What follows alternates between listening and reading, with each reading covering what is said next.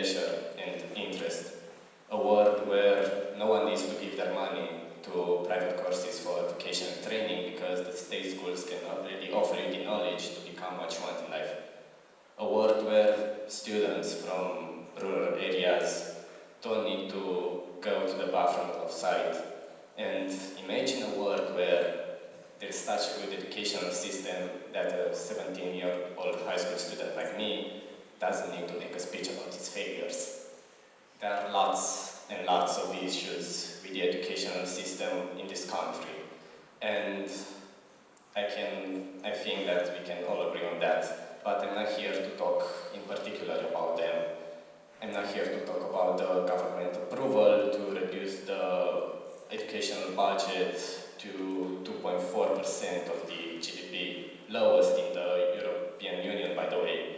I'm not here to speak about the struggles that students and teachers had to go through during the pandemic, and oh boy, there are so many. And I won't tell you about that nearly a quarter of children from rural areas are abandoning school before even finishing the 8th grade. It's the same old story, and it's terrifying that we are all familiar with these kind of problems. The government doesn't care about us, and there's no one to represent our needs. Or is there? Obviously, first government answer to this question would be, drumroll, National Council of Students, Romanian's Council of Students, right? Perhaps you may have heard of it on different occasions. It's pretty underground, I know. The beginning of this organization was in 1991 when different students started organizing themselves in councils in different counties. And a 15-year-long journey followed, and finally in 2006, after 18 county councils combined, it created what we today know as the National Council of Students. The things weren't so bright though. After its creation, the government immediately got its claws into it. The candidates for positions in the council were chosen by scholars and inspectors, and every decision in the council was made with the approval of the government. So technically, the ministry during that period controlled fully the Council of Students. After some years, things got a little bit better, and now the council claims to be fully independent, but that's not quite right. They made a deal. They made a deal with the ministry and became the only representative structure for students, legally speaking. So that means they're still controlled by the ministry. It became its puppet. Other than useless posts on the internet, the council cannot make a change because it's part of the system. And the system is not stupid. It doesn't want to change, and it's clearly not on our side. So, however, this is not a mistake. It is not an error. The system is designed to work this way. It is not a tool for the society to teach children to achieve happiness in their lives and to free themselves from the material condition that they were born into. But on the contrary, the educational system wants to keep people weak and to sell their bodies for money, to sell their bodies cheaply for money. So we need something new, a new organization for students.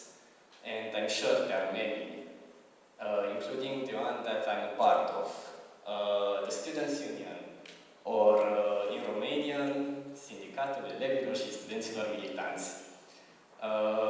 So this is a democratic association and has a keyword in it.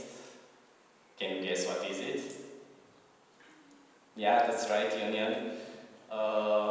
So what's a union, you may ask? Probably you are more familiar with the term trade union or labor union. It's an association for workers to represent their rights. But the thing is, in Romania, the students' unions are not legal. They cannot be registered because of a law in 2011 that says students don't need unions because they don't work, and that's completely nonsense. We are doing work. We are doing intellectual work. Every student spends 30 hours per week in school and other 10 doing homework at home. So, and another example, a film student from the film university here in Bucharest has to do 6 films during his lessons, license, yeah. And that's work. And if that's not work, I don't know what is it. Other than trying to gain legal power in this organization, we are trying to educate others with book clubs, or I remember one time we had a movie night at the local bar with a political movie. Besides that, we are trying to do direct action, protests, I mean. And here's some photos. Here are the photos of the protests that I have been to, some of them with my organization. The one on the right side is from a protest, an anti-war protest with the common slogan, "Food not bombs." It was a protest that fought against the war in Ukraine. So we are not here just for our interests like others, not pointing fingers. And in the left, we have a photo from a protest, a students' protest that happened in September, in the first day of school last year. There's me with 2 other friends from the organization. We are holding some banners, and for that particular protest, we made this. It's a little flyer with 15 requirements for students. I'm not sure if you can read all of them, but the first and most important one of it is democratic organization in schools. And that's exactly what we need. Imagine that every requirement written on that paper can become real. Well, you should stop imagining no more, because we can work towards it and achieve it. We need unity, cooperation, and hope. And there is a lot of hope. I'm saying this to you, to all of you, students of Romania, unite, because united students make powerful movements. Thank you very much.